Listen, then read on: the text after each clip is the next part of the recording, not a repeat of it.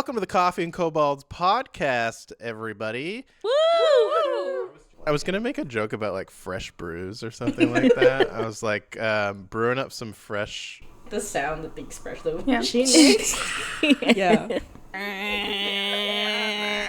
It's so loud. Wow. Do you want the milk? Do you want to get I was right Do you there. want Yeah, foam? frother? Can you froth? No, and then it goes into like where it clicks every like when you're foaming the milk. Damn. Okay, I see you. Worked as a barista too long.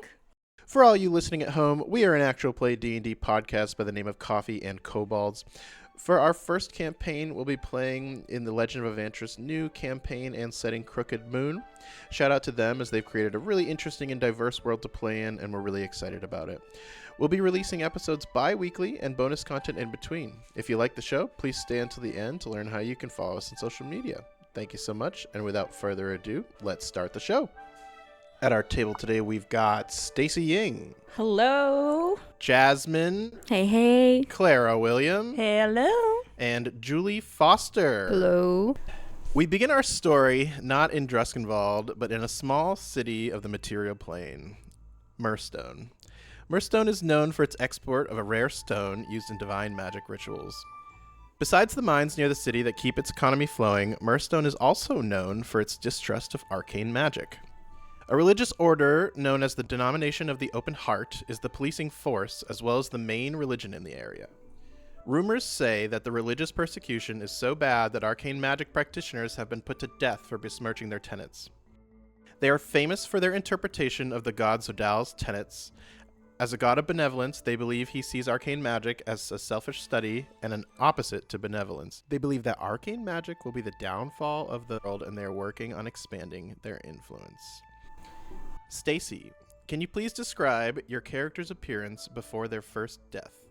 Basil is a tall woman with long black hair. She usually hides her gaze under a scarf and a wide-brimmed hat. She's wearing the orders of her vestment, which is the denomination of the Open Heart. So it's a very sort of clerical, like liturgy sort of vestments. She's got her shirt and her, I guess it's like a cassock sort of deal is what she's got going on. Today, you wake up and Basil walks to her morning checkpoint. What is your morning ritual? What does Basil do when she wakes up? Do you have like a little routine? And then also, do you hit any shops along the way towards when you go to work, or do you like cook breakfast at home? Basil skips breakfast. She believes in breaking her fast, but she does that with a midday meal rather than a morning meal. Her morning routine consists of waking up, doing a daily prayer, like a quick daily prayer, and then she washes up, and then she performs like a more intensive ritual where she like lights candles, like prays at an altar, and then puts on her like outdoor vestments, I guess. They're slightly more ornate, puts her armor on, and then goes out and patrols. Begin walking towards the meeting spot for your morning patrol. You get there and you see your partner, Katrin, standing there. And if you walk up, she'll spark up a conversation and she'll say, Basil, hello. How are you today? Good morning to you too, Katrin. Basil, you don't have to be so formal with me all the time. Indeed, but in order to remind ourselves of where we stand in front of our Lord, we must be formal. She kind of rolls her eyes and just starts and And is like, composed. okay, all right. Anyways, and she starts walking with you. She says, I get that. I understand the Lord. You say it every day. I believe it. But are you really happy doing this? Like, do you ever feel like you want to do something else? No, I am content where I am. Okay. I just feel like sometimes I want to do something a little bit more artistic, or I don't know. I find myself doing a lot of dancing. Are you sure you wish to confess this to me? I mean, I feel like we're friends. Like, aren't we friends? We're pretty much friends now. It's been over a year. We've been walking the same route for like a long time now. Are we not friends? Are we just work buddies? Sure, we may use the term friends. I like you, Basil. You say it how it is. That's what I've always respected about you. Let's finish up today, huh? I mean, maybe we talk about that a different time. Maybe you have a couple drinks first. Like that one time you did, I felt like I got a lot more out of you. Yes, alcohol does indeed loosen tongues. You walk with Katrin. She tries to start a couple more awkward conversations with you, as she does every day, trying to get closer to you. But eyes on the prize, you make your way towards the bustling church, which is actually more of an office/police station. The house of worship is in a different part of the district and is much larger than this location. But you make your way into Drakir Fellsworn's office. He's the current bishop and leader of the denomination of the Open Heart. And on the way in, you see a young halfling druid walking out.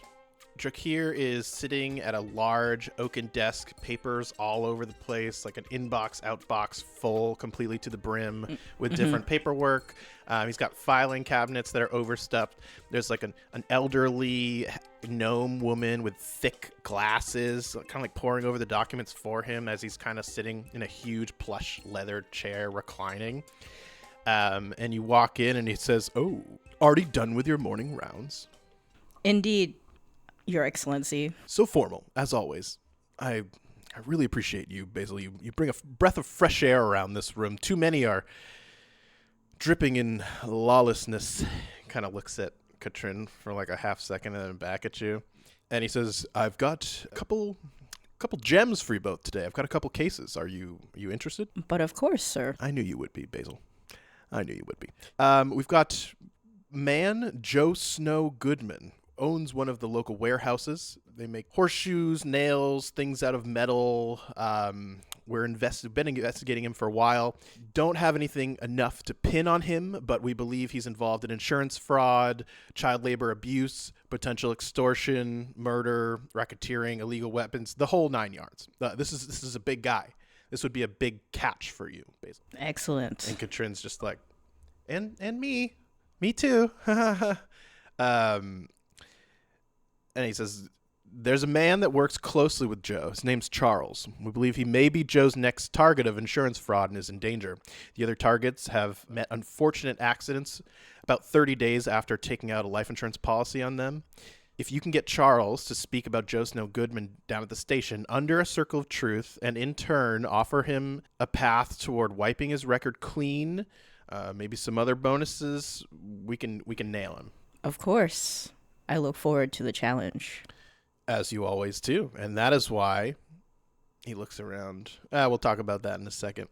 The other case, we believe someone may be practicing arcane magic. There was a concerned citizen reported seeing a blast of arcane energy targeted at a wild animal on the outskirts of the city. There's only one home in the area. Check it out and apprehend the person responsible. Of course. Such blasphemy cannot go unpunished. Katrin, why don't you go and speak with some of the other officers and, just leave us alone for a minute there. Katrin leaves the office and Drakir now speaks to you one-on-one and goes, "Basil, you're doing a great job. Thank you. Your praise is much appreciated. You're one of my top clerics. I believe these jobs could lead to a big promotion. You would have your own regiment. You'd be able to enact new law, and you may even be able to affect our judgment and choose which punishments befit those you apprehend." Of course. Is this what you want, Basil? Yes. Anything to ensure that our fellow men and women live righteously and correctly. In Zodel's grace. In Zodel's grace. Go with Katrin. She's good backup, but you'll outpace her shortly. Head over to Charles' home, see if you can break him, and then get out to the outskirts and apprehend that magic user, and I believe we have a promotion open for you. She salutes and says, "At once." You walk out, meet Katrin, go out the door, and start walking towards Charles's home. Jasmine, can you please describe your character's appearance before their first death? Charles Formaggio. He is a stout, stocky man with brown chestnut hair and brown eyes, and he's always wearing a suit. Charles gets up. What do you do as your morning ritual? What does Charles do when he wakes up in the morning before work? You know, does he comb his hair? Do you eat breakfast at home? Do you get a coffee on the way? Charles, straight out of bed, turns on his clock radio and then goes to the bathroom to do his morning routine, washing up, slapping himself around with some aftershave, brushing his teeth, and then making his coffee at home after he's put on his suit and walks out the door. Little arcane clock that he's got plays music as he goes about his daily ritual. Charles walks to work down a large hill, gets to the warehouse, goes up towards the office area, and you see your nephew, Chip Gouda, starting that day. Chip is super excited and goes, "Well, I can't believe it. This is so great. I've wanted a job for so long. I can't believe I can finally work now that I'm 14. You've earned it, Chip. I don't know anyone more chipper than you. Joe Snow's off to the side and he goes, "Yes, well, so glad you could join us here, Chip. You're going to fit right in with the rest of us. Everything's going to go great. Why don't you go down there? They'll get you started with the ovens. This new material that we're making is going to put us on the map, Chip. It's a great time to start. Great time to start at Treadwell Industries." Chip walks out the door as Charles is there with Joe, and Joe says, why don't you sit down, Charles? Sure, of course. So nice to catch up, you know. I feel like we never do this. Yeah, we're always so busy. Always so busy. I know that you're a company man. You know it.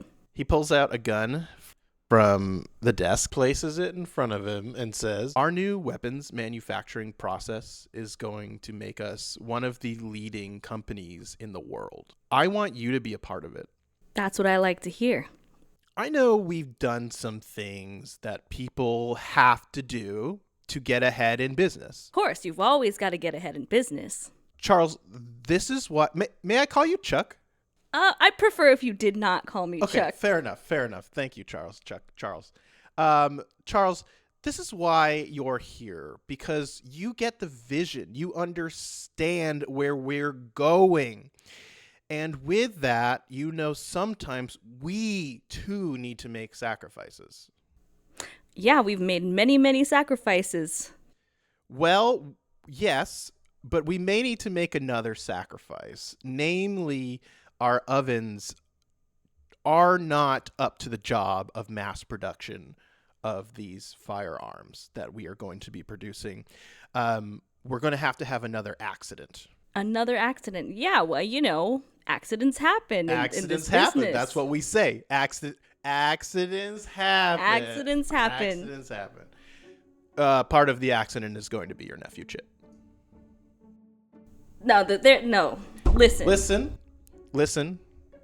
Your brother Block has unpaid debts. You know, Chip and Block, they are in a bad place. So what can they do? They can add to the business. They can add to the company. Did you know that your brother has thousands in unpaid debts? You know, he's been on hard times, but Joe, I've been here for so long. Charles, we're practically family. If you were me, what would you do? What would you do? If I was you, I'd give me time. I've been loyal. Charles, you're extremely loyal, and that is why I'm going to offer you. He takes out a bag, sets it down, full of clinking metal. Here's your first bonus, 1,000 gold. All right? Here's what's going to happen. After this, you are going to be made vice president of this company. At that point in time, we are going to expand. I'm going to open a new factory. You are going to lead it. Joe, this is what I've always wanted, but not like this. You have to make sacrifices. Listen, I'll give you time. How about this? 1 day. You got 1 day. Take the rest of the day off. Take your gold. Go home. Okay? You're going to go. I've got one of my best friends has an estate on the side of the city. You're going to go there. We're going to have dinner tonight. Okay? Leave at 7:30. I got a massage artists getting there, okay? They do the Swedish, they do the stones. I don't like the stones. They do the stones. They do hot oil. I don't really like hot oil. Honestly, I'm not much of a massage guy, but other people are, so I get them there. For you. Because it's not for me, it's for you, because we have to make sacrifices. But what about Chip and Block? We'll talk about it tomorrow. Do you want this or not? Are Chip and Block going to be safe? Charles, I thought you were a company man. Are you not a company man? I am a company man, but I'm also a family man. You're putting me in a very difficult position here, Joe. I understand it's difficult. I listen. Puts his hand on your shoulder, comes around, walks the table, looks at you right in the eyes and says, I know it's difficult. I've made difficult decisions too. I've lost people, but we wouldn't be here if we didn't make those difficult decisions. You gotta give me that day. I'll give you the day. Nothing's going to happen to Chip. I don't know, and some background here for you. You know that Block has been sick, laid up in bed, so hasn't been working. And also you know that they just hired a temple to come and try to heal him with their last savings, which is probably why he's not able to pay back the debt that he took out. And the debt may also be because of the past treatments that they tried. He has some sort of rare plague, and he's actually been quarantined. People leave him food outside the door. Nobody goes in. So Chip's kind of been just wandering from house to house. People have been taking care of him, that sort of thing. And he says, I'm going to give you the day. Take the day off. Go home. Get your mind right. If you still feel that way tomorrow, how about this? You and Chip leave. You start your own company, do your own thing. If family's more important to you, that's your choice. I respect it, okay? I'm not going to, you know me. what I do. Come on, Charles. I want you here, but if you don't want to be here, that's up to you. A very difficult choice here, Joe. He takes the large sack and takes out 3, and you see that it's all gold. Takes out 3 gold pieces, hands them to you, and says, get yourself some nice lunch. Just enjoy your day. Go home, clean up, and we'll see you at the dinner. Leave at 7:30, get there around 8. Gives you a little address on a piece of paper, and you head out. Is there anything that you would do before you come home? I'd go visit my brother, probably. Yeah, you can head over to Block's home. The windows and doors are sealed shut. Usually people kind of sit next to the door and crack it just really briefly to talk to him. Block. Do you knock on the door? You can open it. Block, we're in trouble. What's going on? More trouble than we've ever been. Charles, relax. You're crazy right now. You're frantic. Please tell me you've got money, Block. Are you pacing on my tiny patio out there? There's 3 feet on. How are you pacing right now? The pacing has to happen. Forget about the pacing. We are in so much trouble. Please tell me your healing is working. Charles, I'm not gonna lie. Do I sound good to you? It's not going well. What about the healers? What about the temple? There's someone coming. They're coming in the next day or two. I don't know. They're on the road. They need to get here now. Where are they? They should be here any minute now. After my late wife passed, you've been such a blessing to me and our family, and I appreciate it. But I'm not long for this world. You should do what's best for you. You don't factor me into your equations. I love you, Block. Charles, I've never had a better brother than you. And just because you're my only brother, that doesn't mean anything. I still really mean it. You're the best. I'll look after Chip. You hear him start to break down and cry a little bit. And all right, maybe I should get some rest. All right, I'll let you be. I love you, Charles. Love you, Block. And you make your way back home. You step into the door, take off your jacket, and then you hear a knock on your home. I look out the peephole. You see 2 members of the denomination of the Open Heart at your door. I open it. Can I help you? Charles E. Formaggio. Who's asking? I'm Basil Joe, and this is my partner, Katrin.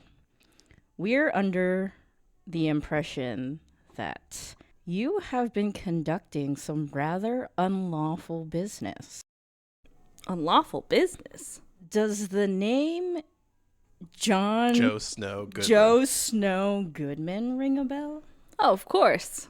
He runs the whole company. Do you mind coming down to the station to answer a couple of questions we have? Look, it's a really bad time. I'm gonna stick my hand like into the door crack and be like, it's rather urgent. I completely understand. I don't know what you think is going Hey, Charles, on. I'm Katrin. It's just going to take a minute. Don't worry. Basil, why don't you go in, go put some water on the stove. We'll get some tea going. Charles, come on, come sit down. Where's your table? Is it over here? And just kind of like pushes you. Basil does what Basil does and just walks over, and Katrin elbows past and sits at your table, takes out a notepad and says, okay, I'm going to read you some rights because you're a citizen of Murstone and you have rights. Do you want me to read them to you? Yeah. Okay, great. You are bound to speak with us by law, but you are not bound to speak under a circle of truth. But it is in your best interest, as anything that you do helping us looks good on your case. Anything you say can be used against you in our determination of guilt. Cooperation is met with consideration, and promises are bound by the church and sealed with divine light. Do you have any questions? Do I get a lawyer? No. Anyways, Basil, did you get that water on there? Yeah. What? We can wait for it to boil. She walks back with like a singular cup of tea. Is that for you or for Charles? She just places it like slightly out of arm's reach. It's like awkwardly in the middle of the table, and it's like we can share. This is Basil. Yeah. So we're gonna ask you some questions. I hope that's okay. Basil, take it away. So, Jon Snow. Goodman. Is it Joe or Snow? Goodman. Joe Snow. Jon Snow. I'm sorry, I can't get over the fact that your character's named after Chuck E. Cheese. But anyway, Joe Snow Goodman. Under our understanding, he seems to be practicing a couple of rather unlawful practices, such as child labor, planned or already committed homicide, manslaughter, anything that you have that you are willing to share, we will take. Understand that should you give us details that will help your case, we are under oath and by the light cannot Praise Odell. Praise Odell. Cannot punish you, but your sentences will be reduced. And I think what Basil's trying to say here is if you work with us, we'll work with you. Our minimum sentence is 1 month prayer and isolation. Our maximum sentence for something like this, as death. You know, is death. Yes, Basil, it is. Okay, I was getting there, but that's fair. She's scarier than me. It is death. So I'm not saying you should do anything, but if you know something and you don't tell us, it's not good for you. I've got to say, I've never seen anything like this going on at our company. Go ahead and make a deception roll. First roll of the campaign, and then Basil, why don't you go ahead and make an insight check? Great. I got a 17. 17. That's pretty good. I got a 2. Okay. Plus 5, so that's a 7. Let's see what Katrina. Yeah. Basil, do you want to take? Do you want me to take? Are you sure that this is what's happening at your company? Like I said, I've never seen it. I've worked there for many, many, many years. I would like to remind you that penance is better than death. I mean, there's nothing I could say, as there's nothing I have seen. Have you heard any rumors? Rumors? Rumors such as the things you're talking about? I mean, the only thing I could think of, we've had accidents. happen. If anyone thinks that is anything wrong going on, accidents happen. What sort of accidents? Well, malfunctioning equipment, people falling off of tall buildings. Repeat that last one. People falling off of tall buildings. And you say those are accidents? They just trip and fall off, or Workplace accidents. We strive to be 0 days, but You just enlighten us on how warehouse metal workers are on top of tall buildings and for what reason? well, there's the catwalks, and they gotta fix stuff, and they gotta fix the lights in the warehouse, and How about this? We're going to give you a sending stone. This is going to be on loan. Okay, you have to give this back regardless. We're going to be here for the next 2 days. We're going to be working on your case. We are going to bring down Joe Snow regardless of your help. If you help us, you will be protected. This stone can be used to call us at any time. If you don't help us and we bring him down, Basil, what was the punishment for this sort of thing? What's the remind me? she just looks you dead in the eyes. Death. Oh, right. It's death. Katrin gets up and walks out the door. Basil gets up, pushes her chair and Katrin's chair back into place, looks at you and just goes, understand that we're not here to intimidate you or threaten you of any sort, but death is not exactly the best ending for anyone. well, I feel a little threatened. Not gonna lie. She smiles, like gives like the most awkward looking smile you've ever seen, just goes, that wasn't, but I apologize if you undertook it that way. Tips her hat. I hope you have a good day. Or good rest of your day. As you walk out the door and close it, Katrin says, do you think I intimidated and threatened too much? No, I think that was the perfect amount. Gives you a small high five. And Charles, you're with your thoughts. How's Charles feeling in this moment? Frantic. Not sure what to do. Completely torn between the two things he's been most loyal to in his life, and he strongly values loyalty. So how could he possibly choose who to be loyal to? And with this, you make your way to dinner. As you're making your way to dinner, you see a young halfling in front of you pushing a small cart of myrstone. So the white stone glows slightly as she struggles to get it up the steep hill that you're both walking on. Do you think in this moment Charles would do anything to help the girl or not? Probably not. Probably not. You watch her struggle, and you hear a shout from the other side of the road. Miel, honey, we found you. You see the young woman whip her head up towards the call. She places the brake block behind the cart's wheel, drops the handle as she begins, smile on her face, to move towards the other side of the road. As she does this, the brake on the cart snaps off. She's now pushed violently into the center of the road, and you see a cart pulled by 4 horses moving at speed towards her. You see the figure on the other side of the road start to cast a spell as vines come up around the horses. The vines do nothing to slow the cart as the driver pulls the reins as hard as he can. Though efforts were made to stop the cart, the force of these massive beasts propels it. Hooves and wheels crush the young halfling beneath as you hear sounds of bones cracking. The body is limp after the cart finally stops and a crowd begins gathering. The woman is not moving. Clara, can you please describe your character's appearance before their first death? Yes. So Miel is a young, rather short for her age, halfling with bright red hair kind of going down all the way to her waist that she typically has tied up. She's nicely dressed, a lot of robes trying to cover up her body, trying to keep warm. She's not very wealthy. She's relatively new to the city, just trying to get by.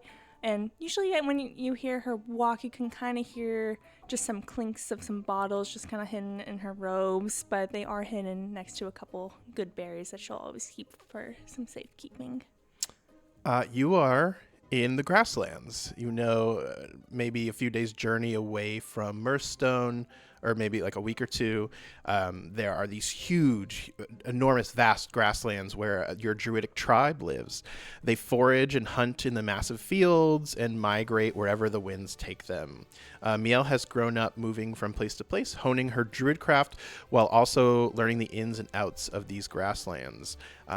You are sitting weaving a basket, and your mother comes over to you. She looks down at your mostly complete basket that you're weaving from the tall grasses, and then she also looks at your hands and sees your fingers are bloody.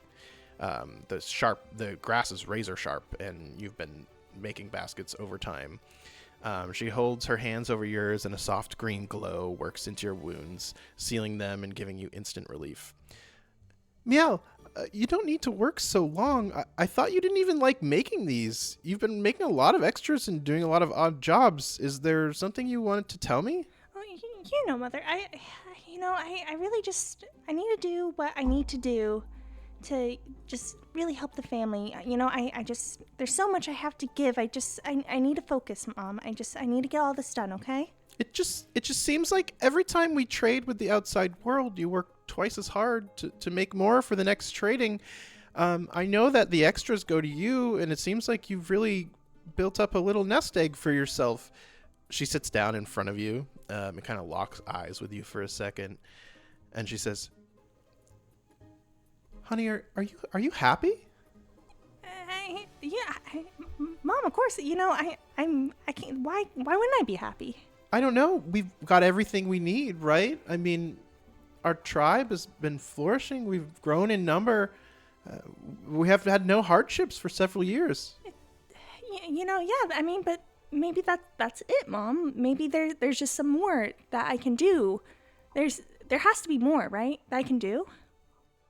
Oh, honey, I think when you get to my age, you find out that what you have is just the blessing. What more would you need? I mean, Mom, I've woven thousands of baskets. Like, my hands don't feel healed after you use your magic, Mom. Oh, like, do you need another? No, Mom. Mom, it's okay. When I'm out there, it's different. The Mirthstone, all of those places I bring my baskets to, people look at me different. They help. They want to help. Honey, Mirthstone is not a good place. We talked about this. There's a lot of city people there that they have some unscrupulous, they have some bad practices that they have. I don't know. I lived in the city for a year. I was the wild and crazy one. I went out there. I did the thing, and I don't think I'm better for it. But Mom, that's you. I'm me. Let me figure out how to make those mistakes. Mom, I'm ready. I've been there enough. I think I should go, Mom. Well, our tribe. You're allowed to do whatever you want. That's the beauty of it. But I really hope that you take some time, because I'm telling you, sometimes the grass is not greener on the other side. Well, but that's the thing. There's more than life than grass, And with that, Miel takes off, and you go to some random villages and towns, trying to keep your nest egg, at its, not trying to dwindle your savings as you're traveling, doing odd jobs. What are some odd jobs that Miel does as she goes from place to place, helping people? I think she realizes that most people cannot reach any item that's held up high, and then as a halfling growing up who can wild shape, she oftentimes wild shapes into squirrels or other little creatures that can go up and reach for tall things, fix some shingles off of roofs. She realizes she's very much going and completing just little tasks that no one else can do. And you complete many of those little tasks, and eventually you come to a town where a man named Martin has employed you. Okay, go ahead and use your magic to make all these pumpkins grow faster if you can. Should be able to get you the money you need. Yeah, no worries. And then she like takes her hands and she has this nice, it's almost like a breath of fresh air smell of mowed grass, and it just goes to the pumpkins and they grow larger and larger to past the size that she is. Just very large pumpkins. He kind of scratches his head and he goes, I don't know, I'm going to load that on. But okay, so you really want to go to Murstone? Yeah, I mean, there's so much to the city. There's so many people travel through it. I mean, there's so many things I could do there. They have this weird aversion to some types of I think you're fine, but some types of magic, and they've got some weird religious stuff going on. Oh, I mean, well, for me, I mean, there's not a lot of plant life there. I don't think there's much I can do on that end. And I mean, they're not really looking for little creatures running around too much, so I think I should be okay. All right, here you go. He plops you like a sack of silver. He's like, that's more than enough. I'm good with the pumpkin. Oh God, how am I gonna load these? I can help you. Yeah, do that. And then she wild shapes just into this giant bear. And then, just like the bears at the zoo, just pushes it up into the cart that you need. Holy shit! You're a fucking bear! Oh my God! Are you gonna eat me? He runs inside. Kind of giggle and go off, and then begin traveling again, looking for the answer to your longing soul. As you wander on the path towards Murstone, you see a group of travelers up ahead. They move slowly and are dressed in black robes and flowing black dresses, a really odd sight for the road. And they eventually all turn around and all bow except for one. Julie, can you please describe your character's appearance before their first death? Okay.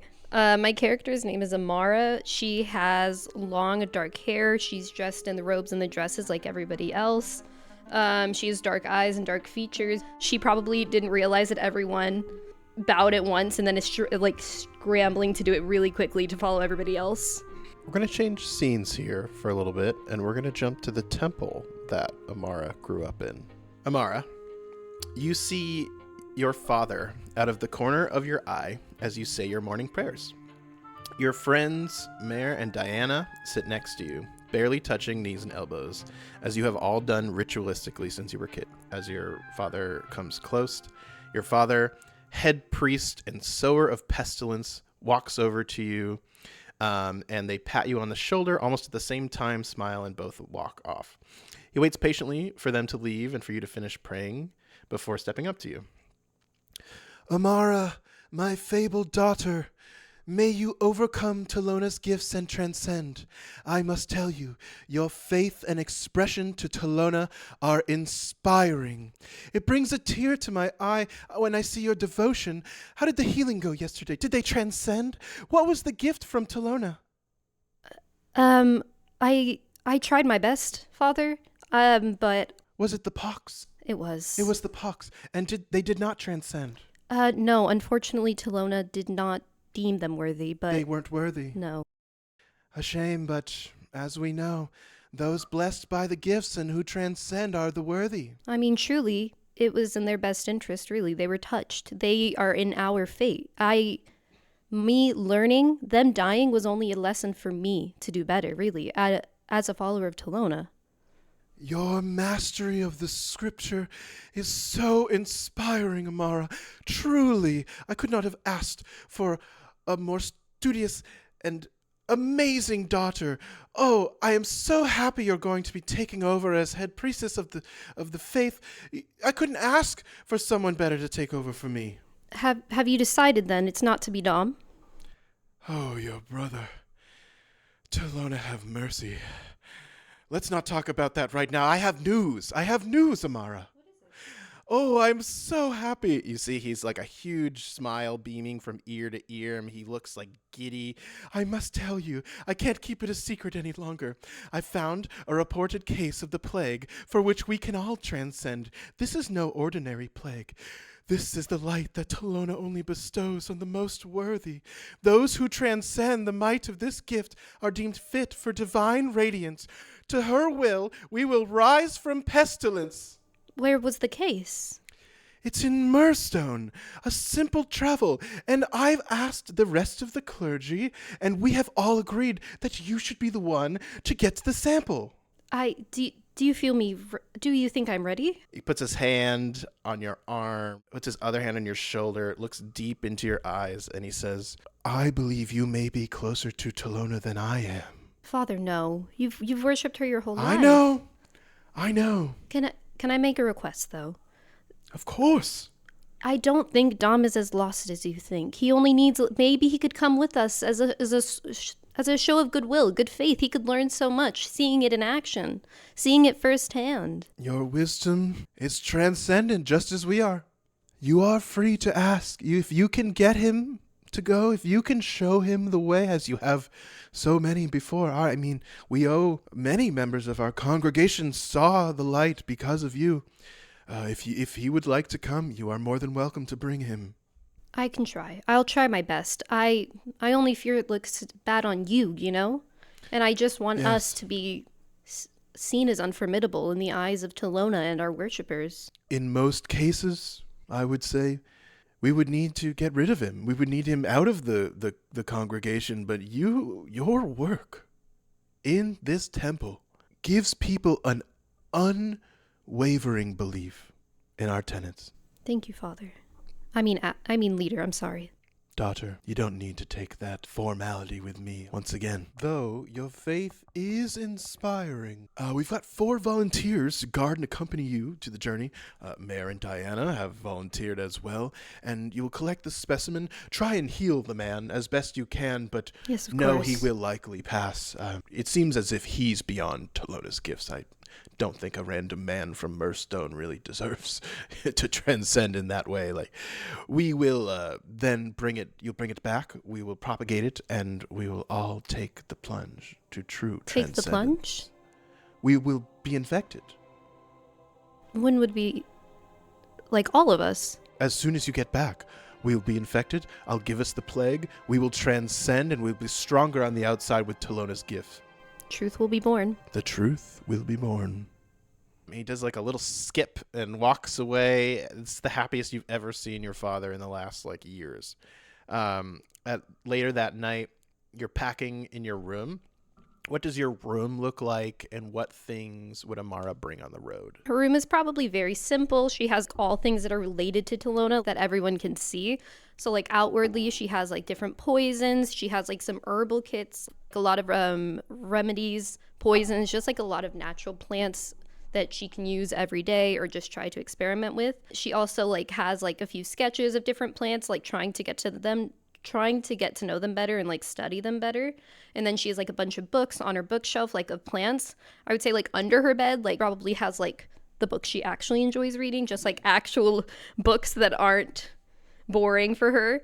But, like, everything that, like, isn't related to Talona is, like, hidden under her bed, so, like, nobody else can find it but her. Spicy romance novel? Oh, absolutely. And you see your brother kind of starts walking by and then, like, does a double take, sees you packing. You have, like, a little bag that you're packing up. Amara. Dom, I was going to find you right now, actually. Find me for what? What's going on? To pack your bag. Pack my bag for what? Well, the greatest thing has happened. We found a case of the plague, actually, in order to transcend under Talona. Oh, okay. I gotcha. You're going to heal the person with the plague so they can transcend under Talona. I mean, we can try and heal them, but there's only so much we can do under Talona's light, of course. Sure. Right. So you're going to go and heal someone? We're going to try and heal them, yes. That's a great mission. I love that. Well, we're also going to harness it, of course, so that we can all transcend as well. Sorry, I think that's the part for me where you're losing me a little bit. Why am I losing you? Twinsies, like, we should be on the same page, but we're, what do you mean we're transcending? Because we aren't sick. Well, not yet, of course. Oh, so, like, you think if you go, there's a high chance that you'll get it? No. Father's going to show me how to, in order to harness it and, like, gather a sample, and that way we can bring it back and multiply it for all of us to transcend.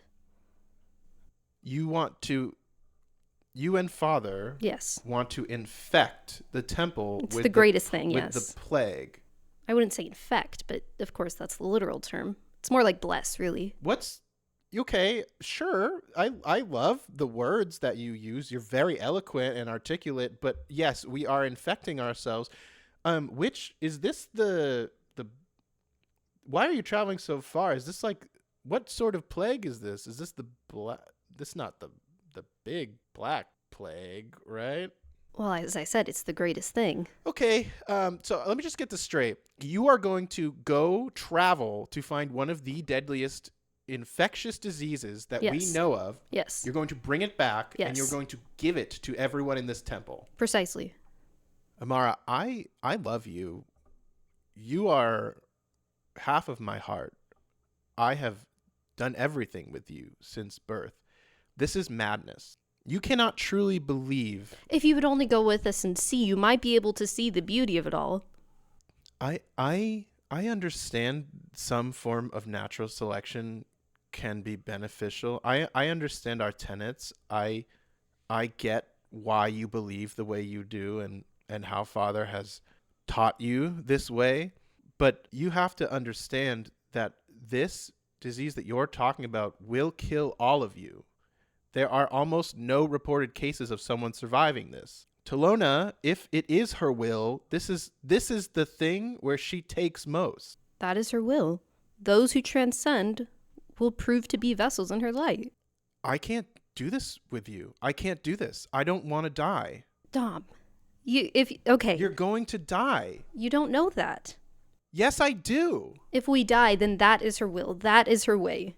That is her blessing. His face drops. You see just utter defeat. You see every time he's tried to make a good point to you or your father and been slapped with religious zealotry, words to the face, you see every moment where in his mind he saw something as logical and trying to better himself and those around him and was met with resistance in all forms. And you see a now newly man defeated in all aspects, face drop, and he stares deep into your eyes and says, I really wish the best for you. Please be safe.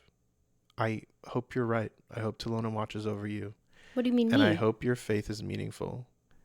Dom. I can't do this. And he walks away. As you travel to Murstone, along your journey, behind you, there's a young halfling traveling just along the way. One of your best friends, Mayor, says, Priestess Amara, please show us your mastery of the scripture. Would you do us the honor of watching you greet and bless this weary traveler? Your other friend, Diana, pipes up, May we bask in your radiance as you convert yet another to Talona's cause? They both smile knowingly at each other as the other two aides keep their heads bowed, and one of the other aides says, Yes, priestess, please show this wayward traveler the light. I must see it in my own eyes. You bless us to be on this journey with you. And the two girls try not to laugh and cover their mouths at the rhetoric, but you also do see a little gleam in their eyes as they actually do believe in you and the faith. When you see these people bow to you and one stand, how are you standing? Where are your hands? How do you stand as a prominent religious figure? Okay, I think she's barely used to this prominence. So when everybody else bowed, she scrambled and they probably told her that she was supposed to stand. And so Diana she, pushed you back up. You were no, don't. She don't bow, straightens. don't bow. She straightens up a bit. Her hands are very proper. She almost looks down on you, but not in a rude way, but more in trying to be helpful and ooze kindness and just grace. I'm also quite short. Cannot look anywhere but down. She Unfortunately. kneels. Very high up. How tall is Amara? Probably 5'2". Yeah, That's so a not, good yeah. 2.5 feet. Infant. Not imposing, but for you, you're used to it. Yeah. But not a oh my god used to it, like a 7 foot, someone. I think what Miel would do, she's like, oh, and then she'll just also try and mimic the bow. No. She can. I hello, by the way. Hi. You don't need to bow. Oh, no, okay. not yet.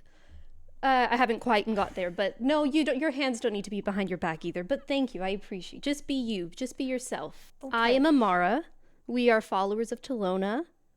And who might you be? Oh, I'm Miel Honeybee. Miel Honeybee. It's very cute. And what are you doing on the road? I'm just traveling up to Murstone. I'm looking for some work, but, just big adventure, Yes, of course. Are you like looking for work in general, or? Oh, yeah, I can do anything. We're also going to Wormstone. You should come with us. Yeah. We can, have you heard of Talona by chance? I haven't. Make a religion check. Actually, this might be good. That's 5. You have not heard of Kelowna. Oh, I can't say I have. I haven't really spent too much time outside the grove other than just, No, yes, of course. selling. She's the goddess that we worship, that we devote our lives to. She's rather incredible, really. I'd love the chance for you to get to know her and to get to know us, really. I mean, we have plenty of work too, like at our temple, that like maybe we could contact you for, of course. What do you do exactly? Well, so oftentimes, people can't reach things or they can't push things. Yes. And I can reach and push really well. That is a good point. I mean, yeah. Would you like to come with us? We can, being too a small girl, but we can help protect you, of course. Yeah, I can always appreciate, a helping hand. This is all good and fun. All right. You can stand next to me as we walk and we travel. They'll circle around you. Okay. I love how this tiny halfling walks up and says, I can reach and push things really well. And Amara goes, yeah, that tracks. Makes sense. Yeah, you look like you can really push a mean boulder. It ain't much, but it's honest work. You both head into Murstone. I don't think much happens along the way. You get to talking. Miel, how do you feel about Amara's constant attempts to convert you to her church? Miel probably didn't listen much to her mother, but I do feel like her mother probably would have given her the strong advice to, when a group of strangers try and convert you to your religion, that you don't just immediately say yes. Yeah, that was one of the things she taught you a lot. That felt like a really strong, most likely part of her upbringing as she started going to the cities. And especially Remember, Miel, what do we say when someone tries to convert us to their religion? say no. Yay! Got it. So she'd be very polite about it. I think she does come across very naive, but there is a point where she does worship, just druidic craft in general. Like, her worship does really, like, she inherently does believe and has a lot of reverence for nature around her. So she's not really looking for conversion to a group, any group. Just so we know the numbers, go ahead and make me a persuasion roll. And then for you, give me a wisdom save. Will. Yeah, that's 3.5 talking right there. Dating. Damn, girl. I got a 16. A 5? You need the So cheese like dice. your mom is in your mom gives you advantage on this check because she Thanks, instilled Mom. a good sense Thanks, of morality to you. It's lower. And what did you get? A 16. 14. So yeah, you're not converted to the religion, but I do Great. think part of you in your head is like, this is making a lot more sense. You know what? At first, Amara was talking and saying like, don't you think you should be stronger after challenges? And you're like, yeah, okay. I think too, like if you're like looking at like the nature and stuff, like I'd also be along with you, like pointing at different plants, because like she can do that as well, and like that's like something that like Talona appreciates. Like she's very good at that, and just like commending you for your knowledge like of different plants and stuff around you. She's just really happy to be able to talk about plants with someone. There's like a specific plant where like part of it got sick and it like just that leaf just died and the rest of the plant shot up like with new added nutrients just for itself. And Amara's just like, huh? Yeah, it's pretty cool. I know. Yeah, so it's making a little bit too much sense. And then at some point during the journey, you overhear Diana or Mare being like, I can't wait till we get sick and then come out the other side better for it. And then in your head, you're like, oh, this is weird. This is a cult. No. Ding ding. Mia would never say that out loud. Too nice. Constant going like, oh, I'm with the bad group of people that they warned me about. Okay. Getting to Murstone. And you both make it. You make it to Murstone. Basil, You and Katrin are on the outskirts of town, and you're looking at a dead boar on the ground. Its body has been crumpled in very distinct places with no sharp marks or abrasions. Even a blunt weapon likely would cause some sort of marks, and this is just way too clean. It does appear to be arcane magic. You see Katrin's down there with like a pair of like large tweezers, like opening the boar's mouth and like looking at it, and it's like, oh, poor little guy. He's like a huge, massive 350-pound boar. It's like a huge boar. Basil's just like walking around. She like touches the ground, and, like, feels the dirt, and just, there's magic here. I love when you do that. It gives me shivers every time. We are friends. I know we are. Stop it. And she pulls the burr back, and it just like falls off. And you can just tell like the force of these small, tiny whatevers happen in such an unnatural way that even if this was an arcane user, they're not very controlled. Sorcerer. Scum of the earth. Indeed. You're catching on quick, Katrin. Basil, I respect our everything. I like the tenets. I'm religious. I'm there. I'm just saying, like, maybe I've done my time. Maybe I could do something. Maybe I could make art of A hobby. I understand. in Zodal's grace. And there's a little cabin nearby. She says, should we go check it out? Of course. Should I be the good cop was I the good cop or the bad cop last time? You can be any cop you wish. Basil, stop. And walks with you up to the little cabin. And I just want to let it known that Basil did not understand that reference. She just was like, do whatever you want. Like, Katrin knows that you don't get most of the things that she says, but she says them anyways because it just makes the workday go by faster. It's less awkward. And they get up to at this point, she's just like, she just knows you. Like, you've been partners for over a year.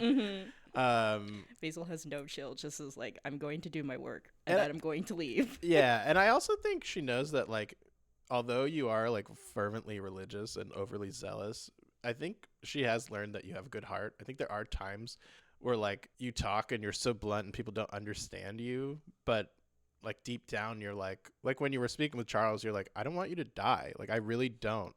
Like, just, I want to help you. Like, and you really meant it. But you don't see like the inner turmoil that Charles is going through, right? You're just like, does not stand like does not understand. Just do it. Why aren't you doing it? It's black and white. Yeah. Go up to the door. Who knocks on the door? I think Basil does, but it's not a knock. It's like a Rap, rap, rap. yeah, like a solid thud. The door cracks, and you see what looks like the eye of some sort of woman, and you hear a voice through the door. Yes. In the name of the denomination of the Open Heart, we request your presence. One moment. Door closes, walks back. You hear some footsteps. You hear some children speaking in hushed tones, and she opens the door and comes out, closes the door behind her, and like puts her hands against her apron, just kind of like unruffles herself. And yes, how may I help you? And looking around, you can see there's stacked wood all nearby. This is kind of on the outskirts of Murstone, more near the forest. So it looks like they're getting by chopping and selling wood to the locals. And you see a much smaller axe than you would normally see from like a lumberjack type wood chopper. It looks like maybe this woman has been chopping wood, and being a detective, you notice certain things. You can see her hands are very calloused, to the point of cracking and like bleeding. And all that being said, her apron is like very tidy, and you can see flour on her as if she was baking. And she's, yes, what is this concerning? How far is the boar from the house? Like, can we see it from like where we stand on her porch? Yeah, you can. It's maybe like a 5-minute. Okay. Maybe like a 3-minute walk, but like It's visible from. it's visible. It's on the outskirts of the trees, like not really in the forest. Basil like turns to point out at the boar, and she goes, "Do you know what happened there?" What happened where? The boar. Go ahead and roll an insight check. Is a 16. Actually, I have proficiency, so that's 17. You and Katrin both notice that she is definitely hiding something. She's no, I wouldn't know about anything like that. Why are you speaking with me? Is it illegal to poach a boar? Did someone kill a? What happened? While it is indeed illegal to poach boar, it is also illegal to do it using arcane methods. Oh, arcane! That sounds like you have quite the job on your hands, Inspector. Yes, yeah, I understand why you would be knocking. You're trying to see if I've seen anything. No, wow. I hope you catch that person. I do. I don't want someone like that around my children, who I have 4 of inside. Okay. Basil looks at Katrin and like kind of does like a hand motion that is just like there's something going on here. She kind of like nods you real quick. She goes, "Ma'am, we need to check your home. I don't think that you're necessarily, hiding anything, but someone could be hiding in your home, near your home. We want to make sure you're safe, and we need to do a check.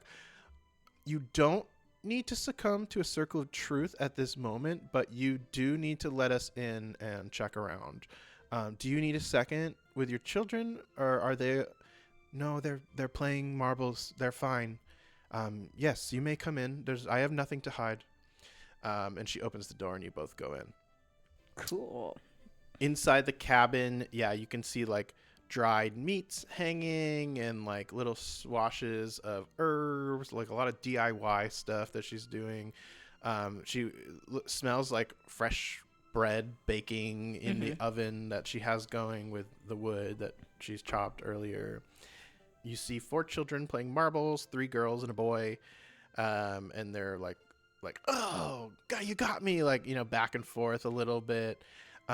Yeah, you're welcome to look around. I'm happy to answer more questions for you. How can I help? Did you hear anything in the previous days? Any sort of commotion? Oh, it's been quiet around here, but I did hear the sounds. I did hear some sound the other. I thought it was maybe, squeaky house or something like. Maybe it was the boar crying out, but that was a few days ago. Instantly, this boar was like freshly killed yesterday. I see. And do you remember what time of day that occurred at? You cheated! You can't throw a marble like that. It's against the rules. You can only use one finger in this game. No, maybe around midday. No, I didn't. I only see one finger. And they flip off the other child. I really don't know much about this. I wish I could be of more assistance. The kids start actively fighting. And the girl goes, "No, now you have to give me your favorite marble." And the other girl goes, "I will not." And they get into a fight, and suddenly the girl's holding her marble back, and you see a little red dragon come from the tip of her finger and swirl around the head of the other girl, casting illusionary flames around her head. And she starts laughing and puts her marble in her pocket as she sticks her tongue out and walks to the other side of the room. The mother stops and stares cold at you, and then slowly begins stepping towards her children. Basil doesn't intercept quite yet, but she does take one step towards her children. We're working on controlling and removing her ability. I have letters out to other areas to remove her innate sorceress abilities. I understand where we live. This is not allowed, and I am not asking her to do this. The boar tried to attack her, and she reacted, and she has never cast a spell like Katrin. that before. It's never. Ma'am, we'll figure this out. I'm certain that the denomination will take all of that into account. I understand why you didn't tell us. Basil, We don't have to tell them that she wasn't as forthcoming for these children, right? We can just bring the child in, we can assess the danger, and we can maybe help work towards a solution. All sins are judged equally. Should you cooperate, perhaps the bishop may show leniency. Trin kind of looks at you for a second and then like thinks that you're just Basil being Basil and kind of turns back towards his mother. Says, see, we're going to help you. Everything's going to be okay. You obviously can't manage this alone. Your child seemingly casting spells out of nothing. Do you want this to happen downtown? What if your child casts that spell, but not at a boar, but at a person? You don't know what could happen. She would never do that. We don't need to go down. We're right here. We're not going to go anywhere. We're not going to run anywhere. You can come back when you figure out what you're going to do. The child will come with us. No, you cannot take my child. Katrin,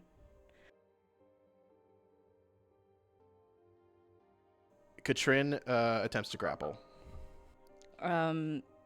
Basil attempts to grapple. Who's Katrin going for? The mother. Okay, Basil will go for the child. Katrin looks upset. She looks like she's not sure of what she's doing, but she grabs the mother and holds her still so she cannot move. You automatically succeed against the child. Okay. I would like to put the child in handcuffs. You cuff the child? Yes. I cuff the child and but I do kneel down as I'm cuffing the child and tell her, like, no harm shall befallen you so long as you cooperate with us. And I look at the mother and I repeat the same thing, but this time I add, you have my word. She will be returned to you once judgment has been passed. You head back to the station and put the child in a locked office room and head towards Drakir's office. And Corinne goes and gets the child some food and some water, and it's just you two in the office. And Drakir says, "Well done, Basil. I see you've apprehended the magic user. What sort of spell was cast? Was it offensive?" There was signs of poaching a boar. That was offensive. And then there was an act of illusory magic as well. Two offenses, if I may say so. You witnessed the illusory magic yourself. I did. So this is without a doubt the magic user. Yes. As Zodal says, offensive magic cannot be controlled or contained. Indeed. The selfishness of this family, keeping that to themselves, Must be punished. must be punished. They must be made as an example. Indeed. Knowing you will now be in a position of power, as your first act, what punishment should befall this child? As we know, offensive magic cannot be controlled. We must show no restraint. We must show that only through death can they be redeemed in the eyes. There will be another life for this child. Indeed. I'll have you see to the execution. I'll speak to the family. What of your talks with Charles? We're still waiting for him to cooperate. He'll break. He's a little mousy. I know you and I know your work. I'm sure it's only a matter of time. And if not, he likely won't be around to see his next days, judging by the data we've seen. We can make him talk. I believe you can. He has some weakness. It will be revealed in due time. Basil, I mean this in the best way. You're a little scary. I like it. A little confused. Thank you. You're welcome. He walks out of the room. Little pep in his step. Kind of weird to a normal person. Just another thing to Basil. Who doesn't like a good act of heresy to put some pep in your step? Later that day, you're in the city square and you have set up for the public execution. What does it look like? It is a large bonfire, like a large pile of wood, and in the middle is a central stake. A large crowd gathers as you see Drakir cast thaumaturgy, and his voice booms, and he says, "Citizens of Murstone, as you know, arcane magic has created a world full of chaos. It has sowed destruction, and we have taken it upon ourselves to protect our faith, to protect our people, and to protect our lands." And you see the crowd cheers, as most people are religious in this city. And he says, "As one of my top clerics, Basil Zhao will be promoted to Grand Archon. For his first act, he has caught an arcane magic user using offensive arcane magic and will dish out whatever punishment she feels necessary. Basil, please unveil the arcane user and decide their fate. The town's grace is in your hands. May Zodal guide you." I think Basil has like the child transported on like in a cage on a cart sort of deal, like the whole like witch hunt sort Yeah. of like Pull the sheet off. yeah, like pulls the sheet off, and it's this like terrified child, and The crowd goes from cheering to hushed in seconds. this child, do not be fooled, is the reason why we all live in fear. My child! My child! You see the mother in the background. Silence! This child has committed the highest offense of offense arcane usage. Please, no! I told them we weren't going to practice arcane. I told them I have letters I out. said silence. Please, please, I tried to beg them. And you see some cries go out from the crowd and go, "How could the church do this? I can't believe they would sentence a child to be burned alive." As we know, only through penance can we be redeemed. How can a child need to be redeemed? They have committed the gravest sin. It's a child! You see Drakir comes back to the stage as people are grabbing rocks and things, getting ready to throw them at you. You see a mob forming. People get pitchforks, and Drakir takes the stage back, and he goes, "I am sorry, loyal people of Murstone. It seems as if a follower of our faith has strayed from the light. She who would sentence a child to such fate as this is no follower of Zodal. I leave her punishment to you, my dear city." Like 5 people come and swarm you and grab you at the Drakir, same no, time. you!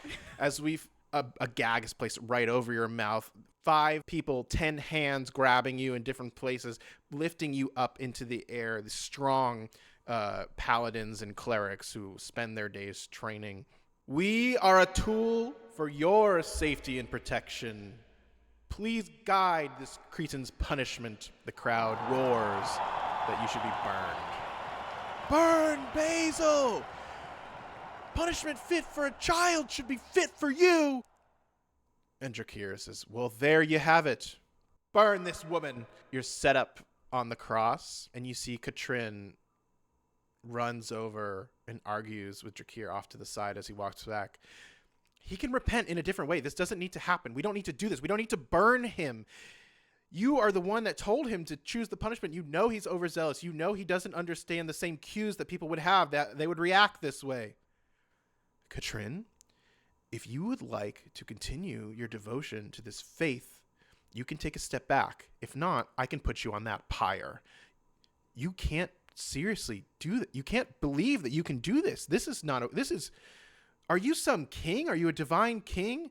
And he holds up his hand, and you see a glowing white light burn into the retinas of the people around him as she shields herself. And he says, this is your last chance. And she takes a few steps back and starts to cry. And the child's let out of the cage, runs back to the mother, who starts weeping, all 4 children around her, huddled, as oil pours over you, gets in your mouth and your nose, and your body feels wet and cold on top of the wood. Your arms are strung up so you cannot move. Your fingers are bound so you cannot cast spells. Your mouth has a gag in it so you may not speak. And you see Drakir walks over. The bright light in his hand turns orange. And you see it goes out as a flame appears underneath you. And you feel the first heat warm your body as it licks up into the oil further and further, until your flesh starts to sizzle and boil. Stacy, describe what happens after you are a pile of ash. How does your soul's physical manifestation change? And what happens to your past form? And how does it change into this new form that will arise in Druskenvald? I don't think like it becomes ash. I think there's just like, as in any cremation, there's still like the fragments of bone, Sure. And they begin to slowly piece together piece by piece until the beginnings of a skeleton begin to form. And as it builds up from the toes to the legs to the hips, spine, ribs, like arms, and the final skull like clicks into place, and this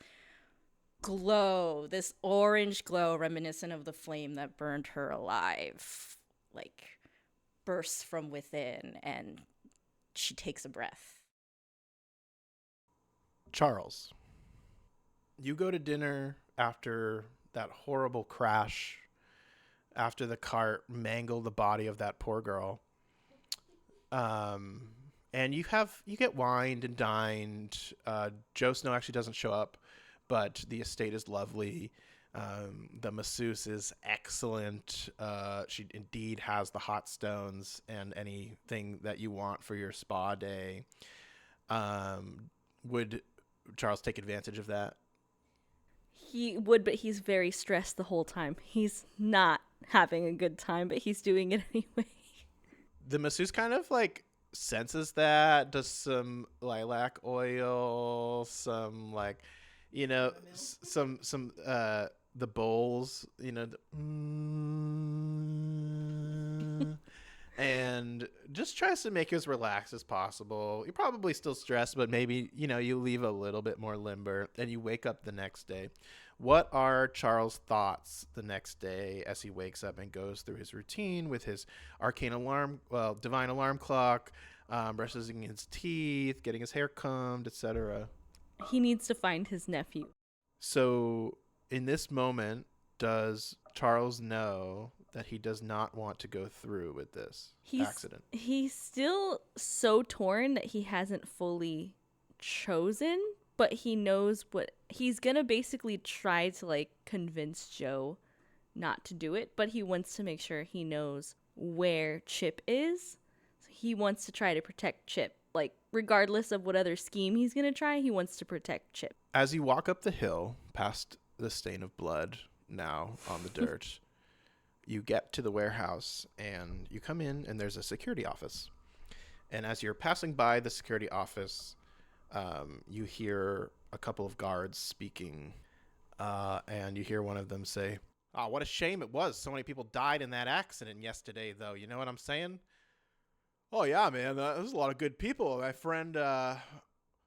friend Chuck Cheddar died in that accident last night, and a few other people that I knew. A lot of weird names in this warehouse. You ever feel that way? Yeah, I feel that way. I knew a guy named Brie Cheese. That was his whole name. What were his parents thinking? I don't understand. Is there like anyways? And they keep talking, and they say, "Yeah, I had to take the corpses out back. We still haven't gotten rid of them." I run out back. You run it back. You see several charred corpses as if they were in the ovens themselves, almost indistinguishable. But you see a gold pendant that was given to Chip for his 14th birthday and to start working. Chip. Not Chip. I promise. Block. Not Chip. I run to go find Joe. You go into the office, and Joe is there filling out some paperwork. You see it looks like insurance documents, signatories. Charles, horrible accident yesterday. I didn't even initiate it. A bunch of people fell into the ovens. Can't believe it. After we just talked about it too. What are the chances? Joe! And I just lunge at him and strangle him. Start strangling. Go ahead and roll a. You're gonna have a grapple here, so go ahead and roll a strength-based roll for me, and you can add your proficiency if you want. 15 total. He got a 21. Okay. So this is how it happens. Charles, you've always been a small man, haven't you? Takes his hand, wraps it around your neck, and pushes you against the wall. I've always been a And he loyal says, man. "You've been loyal till you weren't. I didn't build this for someone like you to knock it down." You see, he reaches back and grabs the gun off the table. And he says, "You attacked me. You know what we have in this city, more than any other, is laws. And you know what happens when someone can attack you?" Do your worst. You're no good. He shoots you in the head. Jasmine, you could describe what happens to your physical form and the transformation that occurs as a result as your soul leaves this plane. So because Charles was mostly just greedy his whole life and was pretty much just loyal to his company and money, his soul splits as he dies. He gets put into this swirling vortex because towards the end, he really started to change and was just so divided by the two things he was most loyal to. And he sees himself swirling around in this sort of tornado. On one side, it's the mirror image of him, and he watches himself turn into a rat, but almost in a majestic way, like full of light and like very subtle changes. Sailor Moon. Sailor Moon, yeah, exactly. And the other side, there's all this green smoke and fog, and it's just a very brutal transformation. Just like his flesh is being ripped, hair is coming out from every direction, and it's very painful. And he's screaming and swirling with both sides of himself till they get spit out in two totally different locations. Miel, as you get to Murstone, you settle in, you're doing some odd jobs for food, you're fixing roofs, you're pushing, you're pulling, you're doing the things you're best at, really high-level stuff. And the next day you answer a help wanted flyer on their local bulletin board where people are looking for it's the odd job board. You're like, hell yeah. Why doesn't every town have this? This is my bread and butter. And you go to an open interview. And you go to the denomination of the open hand. Oh. And you see a large building. There's a woman with large glasses. Large building, large glasses. Who knew? Brings you into a small room off to the side. And she says, "What qualifications do you have as a transporter and empowerer of Murstone?" Oh, I push things quite well. I've had a lot of practice in the trade. Good pusher. Okay. I'm a good pusher. Good pusher. I sold baskets for a really long time. I'm very friendly. I Basket love seller. talking to people. So, Good sales skills. Yes, Negotiation. You got negotiation? got negotiation a little bit. I had to negotiate with my mom to come out here just a little bit.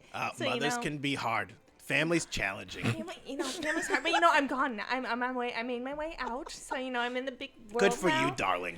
Good for you, honey. But I've traveled a lot of open road. I'm from a really small town in the forest, so I've been Oh, on you a don't lot say. Of, yes, I've been on a lot of rough roads. So lot I'm of good rough roads. pushing things over. Lumps, bumps, all those things. Oh, we got lumps. We got bumps. Yes, that's my bread and butter. It sounds like you might be a perfect candidate. Now, for the divine aspect of the job, sweetie, you've done a lot of that? I've talked to some people. Sorry, you've talked to people? Well, I asked if you are proficient in magic in an interview, and you said you talk to people. Here on the job, on the requirements, it says divine magic. Do you have the divine magic or not? I have the spirit of the forest. That's divine. Okay, yeah. Yeah. Yeah. You don't get it. Just, we're big on the no arcane thing here. Between you and me, I got a cousin. He lives in another, over the way. He's lovely, but he's an arcane practice. Don't tell anybody. Yeah. So anyway, you do the divine magic. Well, not here. I still believe, in the spirit of the woods. That all life comes from our greenery. So, that's just kind of, it sticks with me. All right, it's a lovely sentiment, honey. I don't have a lot of time here, so Okay, here's what we're gonna do. Okay, hold this little white stone. Oh, okay. She's just holding it really close to her. Yeah, you can relax.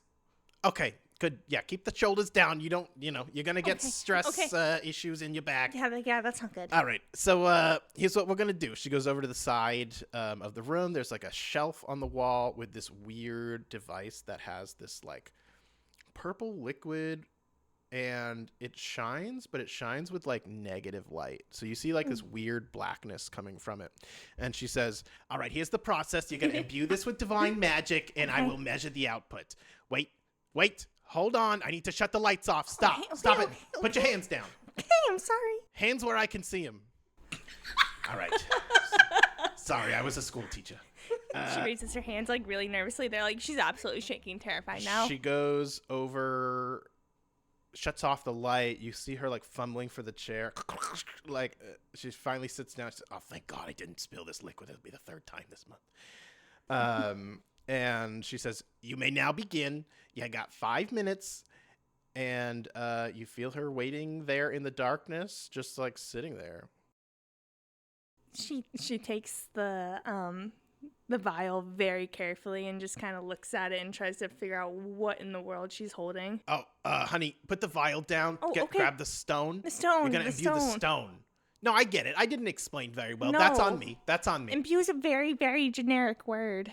Pour your nature whateverness into the stone. Oh, okay. And then we're gonna drop that into the liquid. Gotcha. Okay. That's fair. That I understand now. That's my bad. I apologize. It's okay. It's a Monday, I think. Dear, it's Thursday. Are you all right?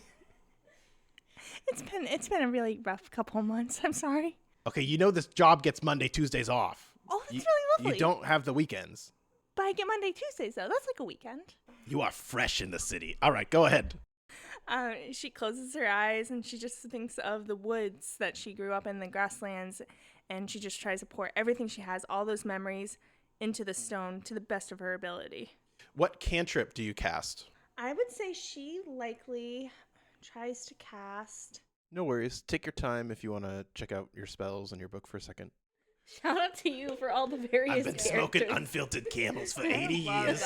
I'm a Virginia Slim I'm a smoker. Virginia Slims girl. You can't get them anymore, but I got 50 packs in the house. I'm rationing them.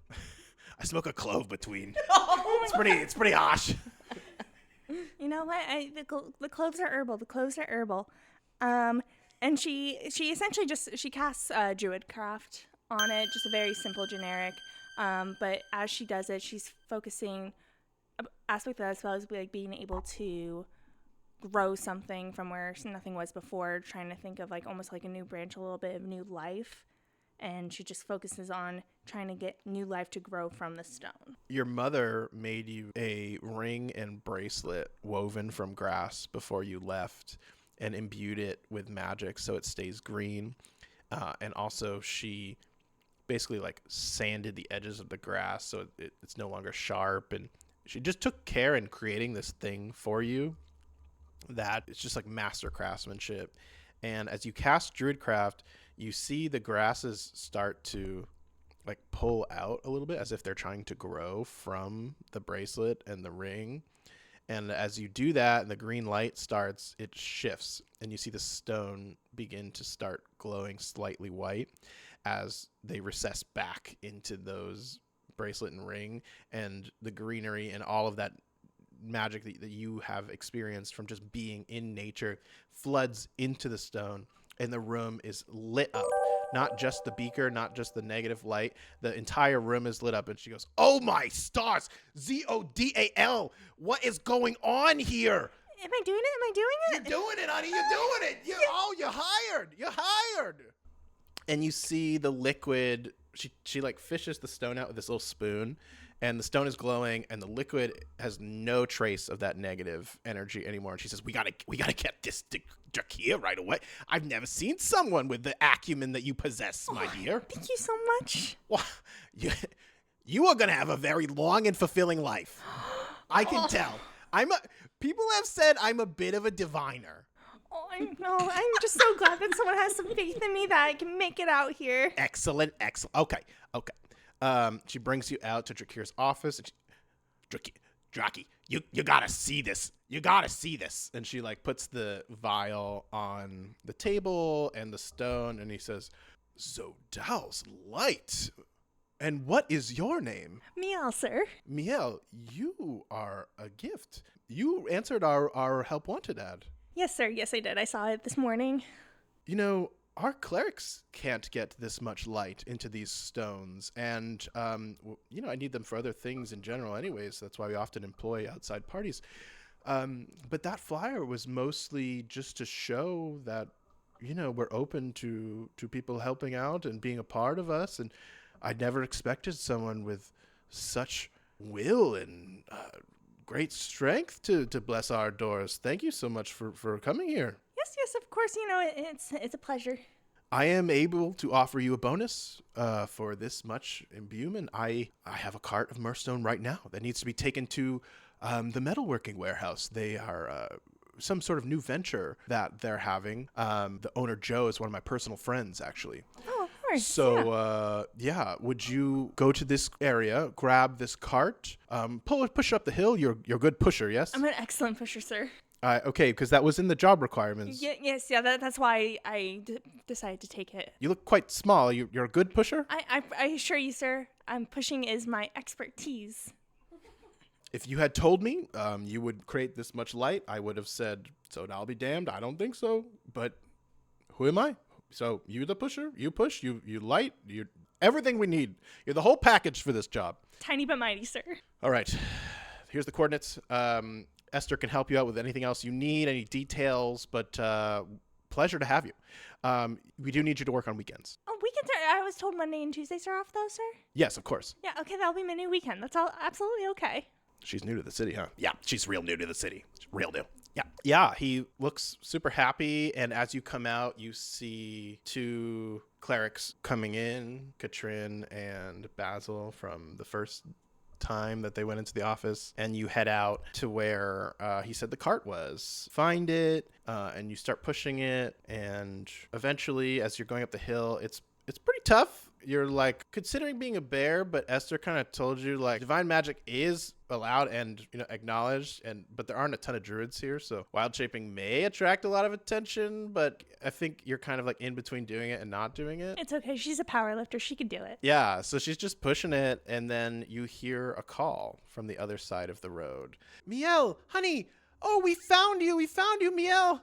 Oh, and then she looks wildly around, trying to catch who's calling for her. And you see your mother and father and a few of the other members of the grasslands druidic tribe on the other side of the road, super happy, jumping up and down, excited to see you. Mom, look, I'm doing it. I have a job. Look, they think I can make it. They said I'm going to have a nice long career here. I did it, Mom. Yay, honey, I'm so glad we found you. Oh, I can't wait to catch up. Let me just get everything settled. Let me cross the street real fast. Okay, sorry, Mom. You see a man behind you kind of staring at the scene, unsure what's going on. As you step into the road, take your first step, the cart snaps behind you, pushes you into the road. Oh, shoot. Okay. I got this. That's okay. And I'm going to try and push myself up, trying to get up out off the road. Everything happens so fast. The second that you push yourself up, you see your mother casting a spell. You see the vines that you've seen your whole life that she can pull out of the ground out of nothing. Grasses interwoven into each other. They grab this massive cart you didn't see before. The vines go around the horses, around their hooves, but these beasts are 1,000 pounds more, you don't know. Bigger than the horses from where you are, certainly. And before you can do anything, the cart's on top of you. Clara, describe what happens to your physical form and the transformation that occurs as your soul leaves this plane and arrives in Druskenvald. As Miel dies, life goes on without her as it did before. Her parents took her back home, buried her within the grasslands, and from there she decomposed, she rotted, she returned to the earth, as she does, as all living things do, into mulch, decay, debris, and from that it seeps down through entering essentially the spirit world until it finds itself rooted in another plane. From that, a small sprout starts to rise and slowly grow and grow taller and taller. Amara, you arrive at the home of Block. You see all the windows and door barricaded shut, and all your attendants bow.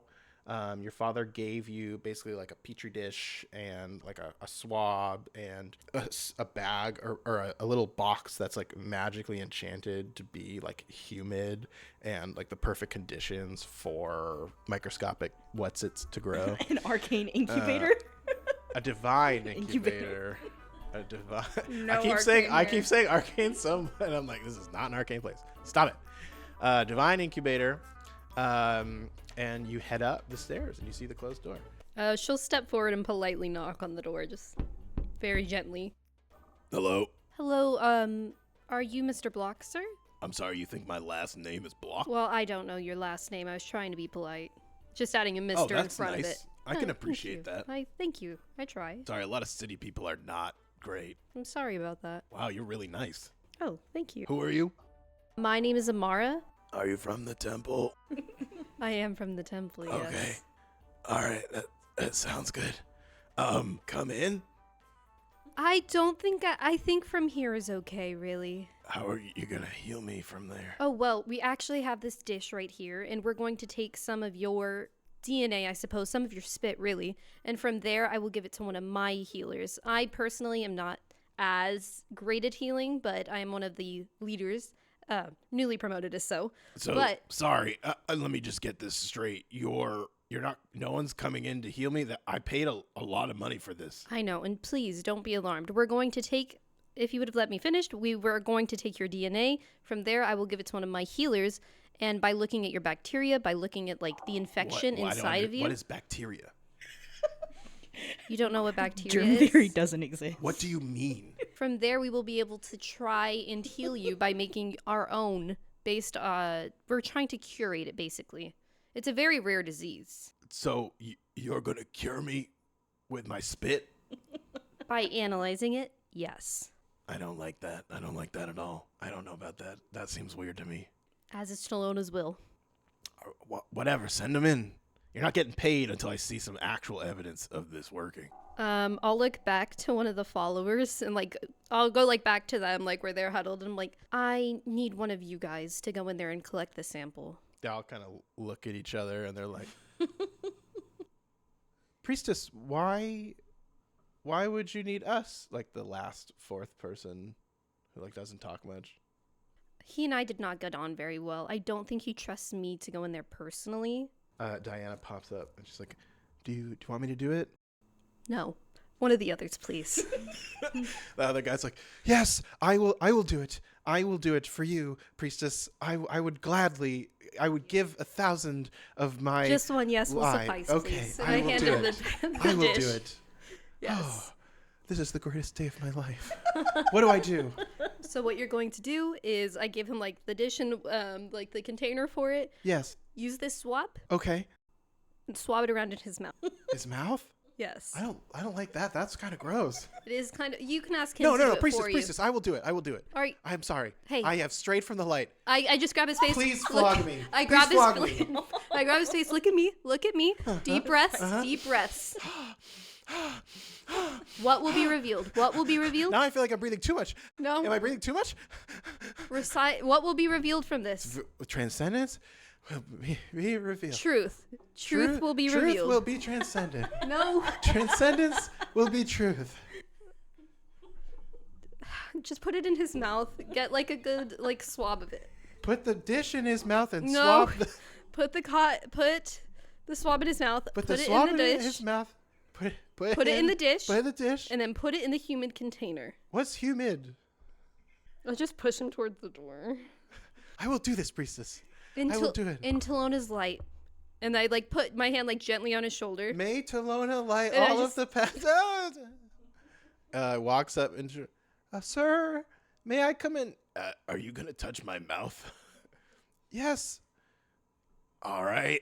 Goes in, he does the swab. He puts his like bandana up over his mouth as he's been instructed before. Comes back out with the box and he's holding like the tools in one hand. And he's like, okay, I've got the box and the tools and the dish is in this and the swab is here. What should I do with the swab? No, put the 10 do feet you back. want it? No. Do you want the swab? 2 feet back, please. Put the swab Yes, in priestess. the box. The swab in the box. Swab in the container in the box.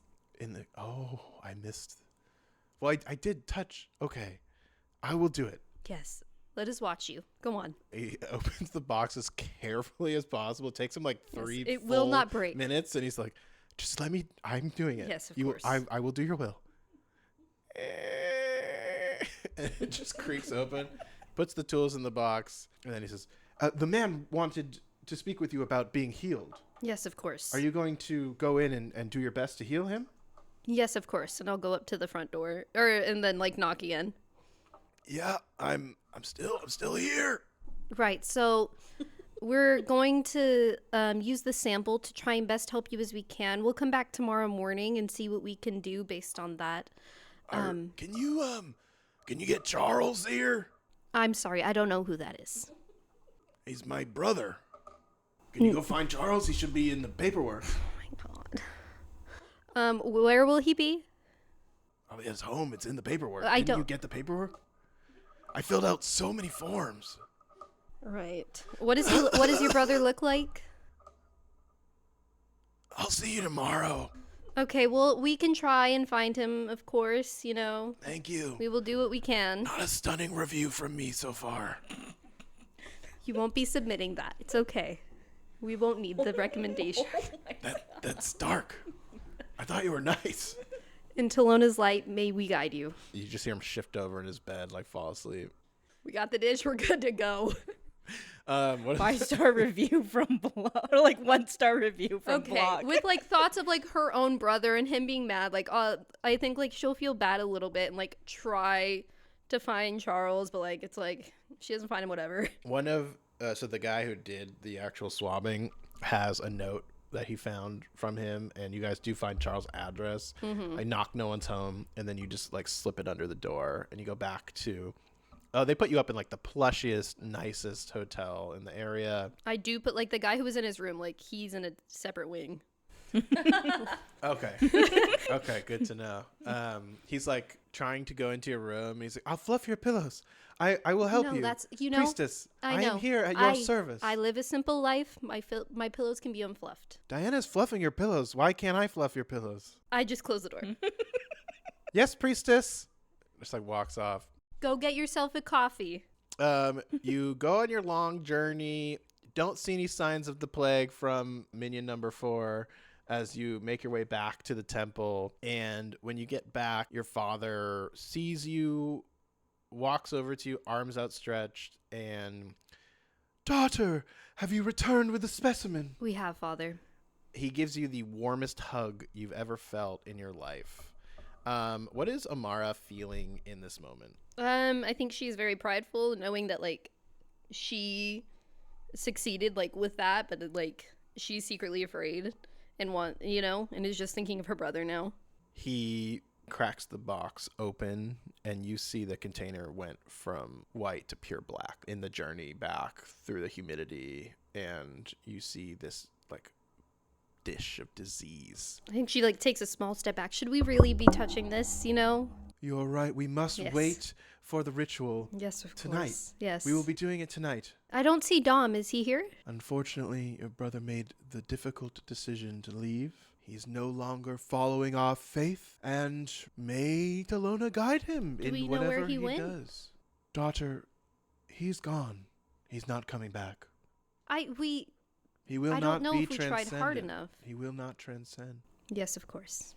It's hard enough keeping your mother here. She wanted to go with him. I convinced her to stay.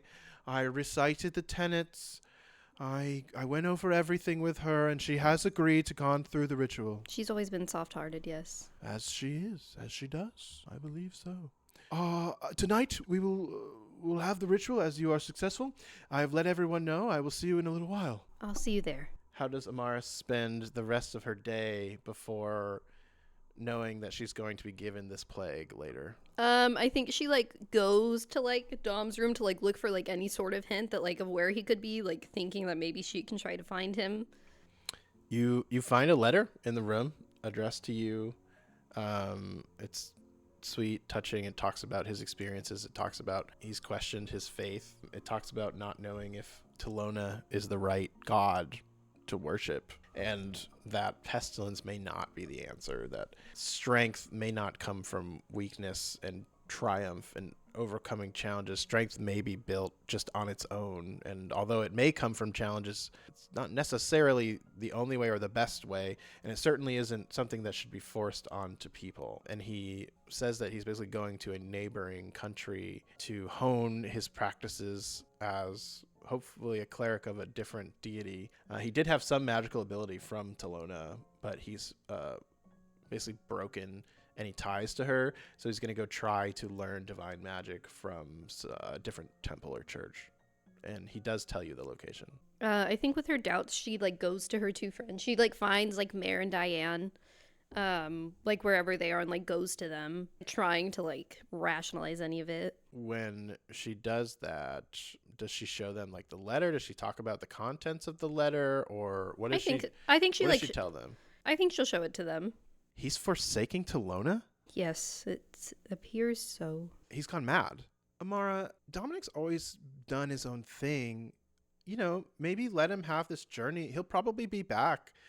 Once he comes back and he sees us transcended and stronger than we were before, he'll just be part of the group again. And he'll know that everything that we did was just. Right, yes. I think the only clear path forward is to prove to him that this works. We have to put our money where our mouth is. You're right. You guys are right. Yes. They look at each other. This is so weird because usually you're like always the one to I tell know. us advice. So like, honestly, feeling good right now. You guys are my only friends, of course. This ritual is going to be sick. No pun intended. No pun intended. Pun intended. But seriously, you've been the best friend that we've ever had, and we really love you. So you guys think this will work, yes? If this doesn't work, what have we been doing all this time? It has to. You're right. You're right. We can't have come this far and not take the plunge. Then we'd be hypocrites. We have to prove we're worthy. I know you're worthy. I know you are. I know you are too. Right here. Yes, of course. You always? Whatever, Diana. You guys have always supported me. You'll be, if I am, Talona willing, of course, if I am made high priestess, you guys will be right beside me, of course. You know we knew that, girl. But seriously, congratulations. Thank you. Yes. Later, candles strewn about. There's like blood on the floor and like ritualistic patterns. and you see the petri dish on a table with a goblet next to it, and you see your father steps up to his dais. Voice booms out over the temple. Really around, you guys have around 50 to 100 people now. It's like a pretty decent sized operation. Followers of faith, articulators of acumen, ralliers of resilience, our faith has been rewarded. Talona has bestowed the ultimate gift upon us. Amara has returned with Talona's will and ultimate test. Tonight, we will perform a ritual in deference to Talona. We will each infect ourselves with this plague and overcome its great strength. We will transcend to a level none of us have been before. Our new bodies will be stronger, more spiritually aware, and most importantly, blessed by our great deity with longer life, more children, and more wealth. The fruits of our labors are at hand. And you see he pours the dish into the goblet, swirls it, makes a huge cup of water, and one by one, everyone comes up to drink as he holds the goblet to their mouths and slowly tips one large sip into each person's mouth. And you step up, and he says, "Daughter, you've done it." Wait, right before that, was I like next to my mother, like as everyone else was like going up? Yes. I would like, I think like probably like with all of this anxiety, like she like just tells her mom like it's not too late, you can find him. Mara, if I leave now, I'll never be able to return. You know how your father is. It'll be for Dom. You know, he will come back better if you grab him. Maybe it's just for the best. If I leave, other followers of the faith may think I'm scared and they may lose hope. Are you sure that's what you want? No, you're right. I'm sorry. We'll transcend. You've always been more spiritually aware than me. I trust your judgment. Thank you, Mom. 2 days later, you look around you as the last person in your temple falls to the ground. Your back is against the wall, sitting up for support. The wall is cold. It feels nice against your burning skin. Your mother's body is draped over another corpse, bandages in her hand. Her last act was to try and help others. Your father's body rests in the chair behind the dais. Talona's scripture rests in one hand and a glass of wine spilling out of the other, a huge smile still on his face. Mare's lifeless body rests to the side of you, her head against your knee, as Diana coughs blood and looks up at you from her head in your lap. I knew you'd make it, Amara. I knew you'd make it. Growing up with you, our games, our jokes, that was the best part of my life. You were the best part of my life. You were mine. She raises her hand to try and brush the hair from your head, but she's too weak. And she holds the part of your shirt. She looks at you and she notices the black marks on your face and arms. And she says, You're going to survive this, right? You're Talona's chosen. Yeah, yes, of course. I'm sure this is only symptoms. Blood starts pouring from your nose. And she looks at you and she says, We were right? Yes. We just weren't worthy. Right? I wasn't worthy. She doesn't say anything. She says, and then her hand falls limp. And as you feel the last strength ooze out from you, and your mind goes dark. Julie, describe what happens to the physical form of your soul as it manifests in Druskenvald. I think her soul sort of just like manifests like almost like as a sickness and like as a poison itself, like since like that's what she consumed her time with so much.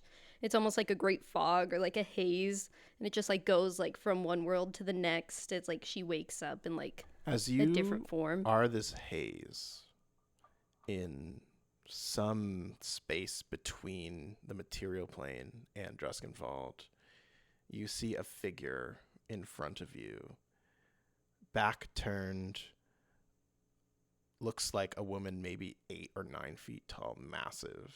You are conscious as a cloud. You see, but you don't have eyes. You can hear, but you don't have ears. And the figure turns around to regard you as she goes, "A devout follower of my faith, Talona. blessed child, you deserve everything and more. You will be reborn. My guidance is with you and your actions. And the others at the temple, my friends? They weren't worthy. You were the only That's- one who was worthy. I don't know if that's true. Your faith has never been tested to this extent, so I will let that go. Yes, of course. When you are reborn, you'll be in a new place, and you will spread my pestilence, and we will find others who are worthy. And out from this, we will build a new world." And then she's gone, and darkness. And that's it for our first episode. Whoa! Dear listener, thank you so much for watching our first episode of the Coffee and Cobalts podcast. It would mean the world to us if you give us a like, share, subscribe, all the buttons. It really does help. It's the best way to get us out there into the world. We are on Instagram and YouTube at Coffee and Cobalts, KOBOLDS, and then we're on TikTok at Coffee and Cobalts, just the letter N instead of the word and. Stay tuned for more episodes coming soon. Thank you.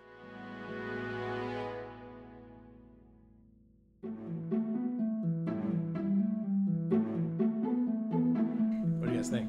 It was good. Yeah, so Pretty good? many Yeah. good. I loved everybody's story. It was, oh, I loved everybody's story.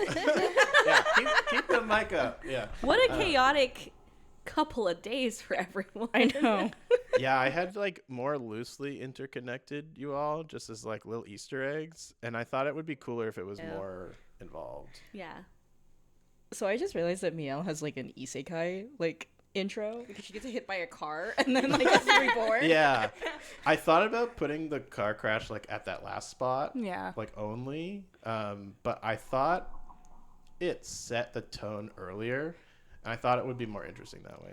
I think it would have worked in either moment. Yeah. Because a lot of it just, I think that immediate tone setting of like, hey, there's this, like, even before like I even get to introduce, it's like, hey, this is what we're doing, like right now. Yeah, Because if we just started off one by one, because like her death was supposed to be completely insignificant, there was no greater meaning to hers. So I think being able to just start off like, hey, you can die and you're going to end up in this weird world. yeah, it's like Anyone can do your it. fate is sealed, Yeah. right? Like that was the whole first episode. Yeah. It's like this happens. Yeah. This is the most railroad it's gonna get. But I thought you all did so awesome. I loved all the descriptions and everything. And then also, this is a big result of the character creation that you all had. You know, because I really tried to like use that as the source material.